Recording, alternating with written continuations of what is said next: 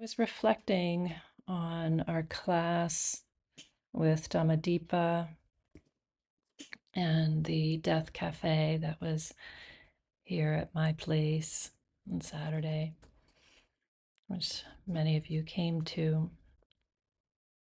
Many people expressed their appreciation for both the class and for the in-person event.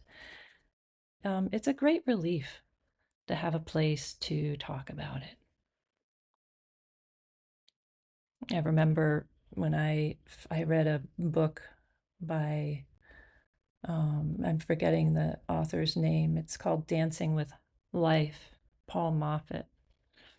And I remember feeling relief the first time I read his book, when I first encountered the Four Noble Truths. Because as you all are aware, the first noble truth is there is suffering. I remember reading that chapter and having a huge sense of relief because it's true.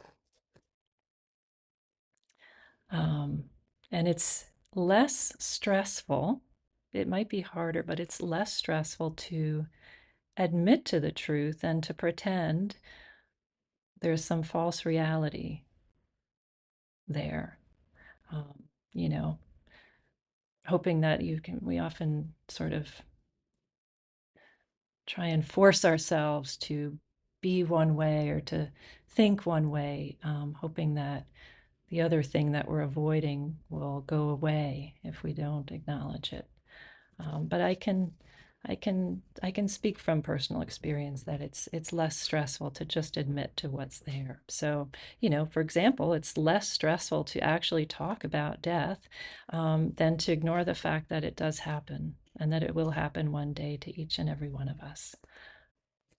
It's less stressful than lying to ourselves.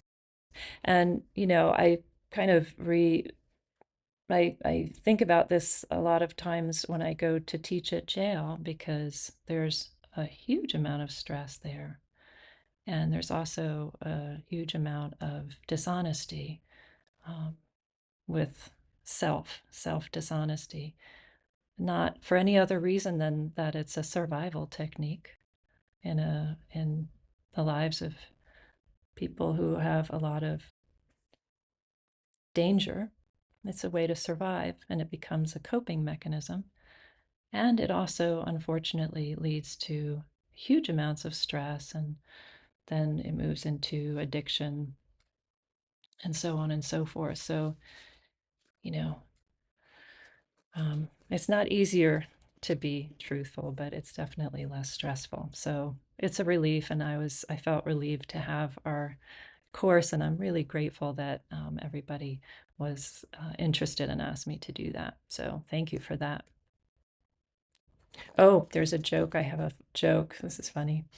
How many legs does a dog have if you call the tail a leg?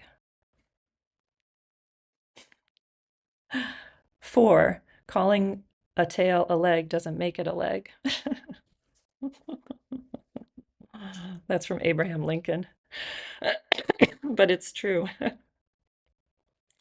But Dhammadeepa made a comment at the end of the Q&A session at the end of the last death class, which I wanted to reiterate and share with anybody, just to remind us, and also if you happen to not have been there. Someone asked, what do you do with that strong grief, the kind that comes when you lose a dear one, a very close person? Because we usually feel greater loss to the people we're more connected with, right? And if you still have those people, you can feel tremendous anticipated loss, by loving them. And she said, remember that grief is a measure of the love there is for the person. Grief is a measure of the love. So when grief arises, it's because of the love. It's directly connected to the love. And her advice was to lean into the love. If you didn't care, you wouldn't feel the grief. It's a flag. saying, this is love. So her advice was to feel that care, to feel that love. You know, we have to allow our grief, we have to allow the tears. It's cleansing to feel the grief. But once you've felt it, it's skillful practice to then turn your attention towards your thoughts of love and care, towards memories of love. So keep remembering this. And this is why we practice mindfulness. This is why we do this practice, because we train our minds to see what's there, to be able to honestly acknowledge what's there, what's in our experience. And we also are training our minds to move our attention, right? When a thought comes up, we can move our attention. Once we see it, we can move our attention, we can acknowledge it, and then we can move our attention elsewhere if we wish. We can keep doing that, and maybe it stays for a short time somewhere else and comes back. That's okay. As soon as the awareness comes, we see it, we acknowledge it, we say yes, and then we're allowed to turn our attention elsewhere to something that's more supportive. This is why we practice mindfulness. This is why we meditate. We are training ourselves because our thoughts are literally like the saliva that comes in your mouth. Sometimes the mouth is dry. Sometimes the mouth makes saliva, and it's just not anything that we have any control over. And our thoughts are exactly like this. They'll pop into our head, and it's the greatest mystery as to where they come from. Once they're there, however, now you have an opportunity. If you have a skill to step back and know that this is just a thought that has arisen in my mind, this is not me. This is just a thought that's been presented to me from the great mystery. So now what can I do with it? This is why we practice. Where the thought comes, we acknowledge it. We look at it from a place of awareness, and we can work with it that way. I want to share with you a section from Francis Weller's book, The Wild Edge of Sorrow. It's a great book. This is great nighttime reading, bedtime reading. The Wild Edge of Sorrow. It's got kind of a beautiful painting on the front. Francis Weller. Love reading this before bedtime because it's a relief. Our grief is not bad. It's very helpful. We've been through this the last month or so. We've talked a lot about it. But since we came out of the class on death and we had our death cafe, this chapter was very appropriate. It felt very apt. So I wanted to read to you a short section from it and then a poem that he included here, which I found breathtaking. These are words from Francis Weller. And he's talking about the first gate. Remember the 5 gates of grief? The first gate are things that we love, we will lose. The first gate, everything we love will lose. He writes, I've come to have a deep faith in grief. I've come to see the way its moods call us back to our soul. Grief is in fact one of the voices of our soul, asking us to face life's most difficult but essential teaching. Everything is a gift. nothing lasts. To accept this fact is to live on life's terms and not to try to deny the simple truth of loss. The Buddhists call it impermanence.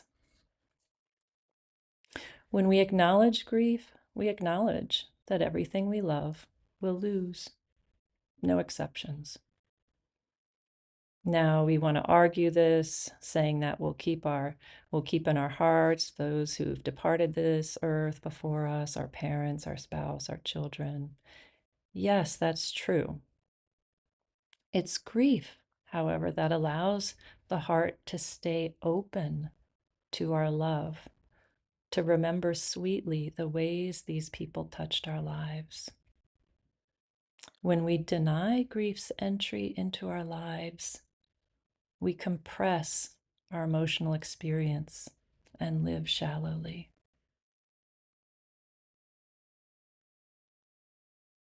When we deny grief, we compress our emotional experience and live shallowly. So letting it in. There's a poem from the 12th century that articulates this truth about the risks we take when we choose to love. This is by Judah Halevi or Emmanuel of Rome, 12th century, long time ago. For those who have died, 'tis a fearful thing to love what death can touch. To love, to hope, to dream, and oh, to lose. A thing for fools, this love, but a holy thing. To love what death can touch. For your life has lived in me. Your laugh once lifted me. Your word was a gift to me. To remember this brings painful joy. 'Tis a human thing, love, a holy thing, to love what death can touch.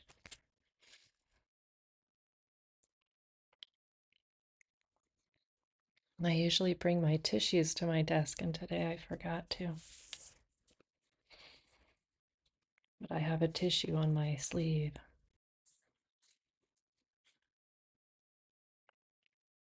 So this contemplation of death, it lets us live more fully. It's not to be feared.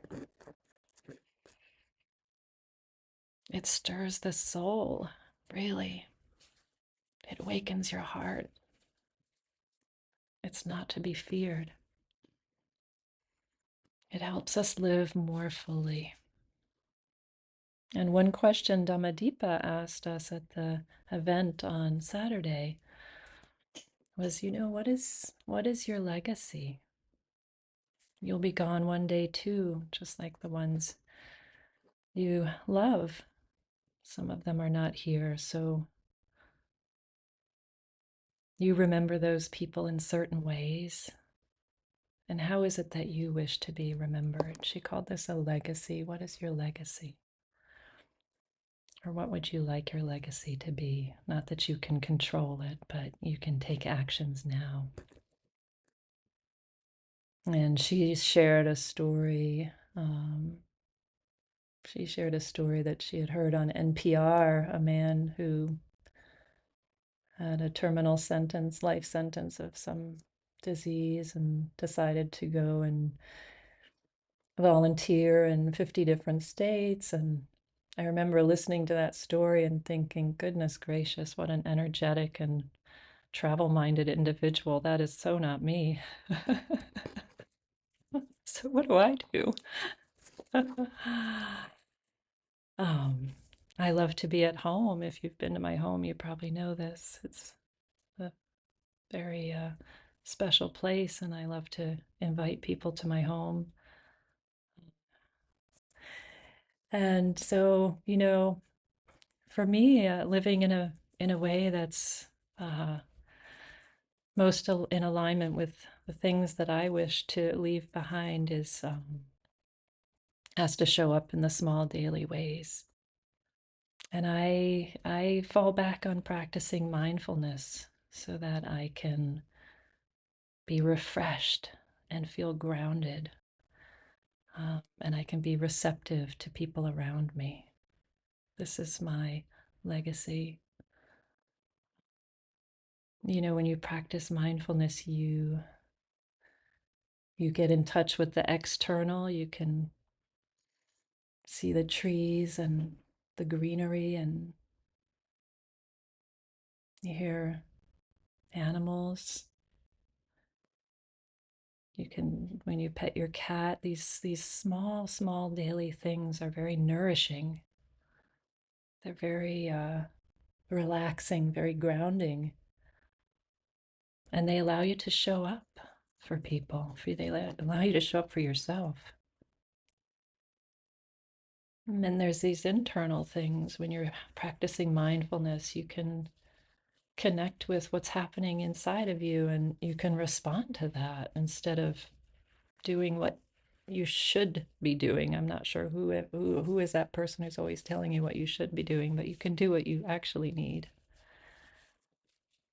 And this is what mindfulness allows us to do. And this present moment awareness is really a gift. You can really feel it, and it allows us to, you know, um, you've felt it. It's like a gift you can give others, and you know it because you've gotten the gift from others. Those people who show up for you and they're ready to hear your plans or your worries. You know, they can ask you how you're feeling, and they're ready to listen and not judge you. It's a gift. And it's a gift that you can give to others. And by practicing mindfulness this way, being grounded, you can give that present to other people. Mindfulness also, you know, when I was in high school, we had chemistry class, and it was a really fun class because we did a lot of experiments and you got to work in groups. And there was one thing that we had to do when we did our experiments, which is where you take this long pipette with a little faucet on it and you drop drops into some larger solution. It's called titration.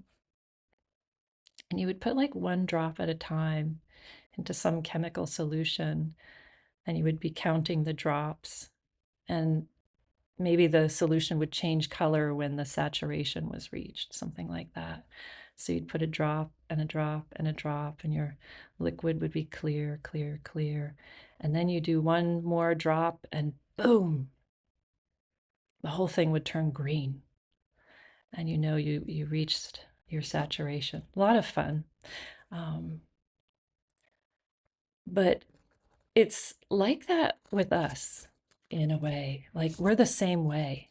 Like our sense impressions, and when you're going through life and you know these drops of sensory impressions are coming into us, like at some point we'll reach our saturation point, and something will shift, and it can shift positive or it can shift negative. And I at this point want to just point out the negative because you know there's a lot of droplets, there's a lot of sensory impressions that are kind of like an acid dropping into our liquid now. I feel it in our community, and we feel it in the news. I feel it in conversations. You know, what you eat and what you drink is very important for your health, but thoughts and ideas are a form of consumption. Conversations are a form of consumption. The news is a form of consumption. You're eating those things with your mind, and you have to be careful of your diet. For me, I want enough news so that I can be informed and make skillful choices, skillful actions. I want to feel a little bit of pain because it compels me. But we can't become overwhelmed because we need to show up. So we need to titrate. Thich Nhat Hanh said, it's like we're all in a boat and it's nighttime and we're traveling over a turbulent sea and there's a storm and we're all in this boat together. And if everyone is upset and flailing around, the boat is going to capsize and we're all going down together. And he said, if one person on the boat, if just one person can stay calm and grounded and mindful and let the others on the boat know that everything's going to be okay, then everyone can feel that energy and settle down. And we can all make it to the other side safely. Just one person.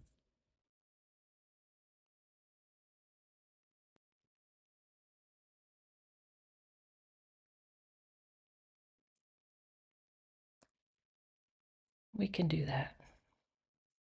We know how.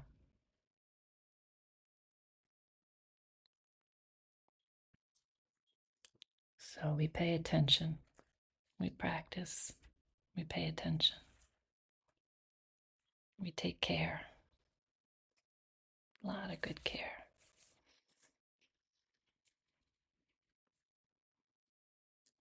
So I think I'm going to end there.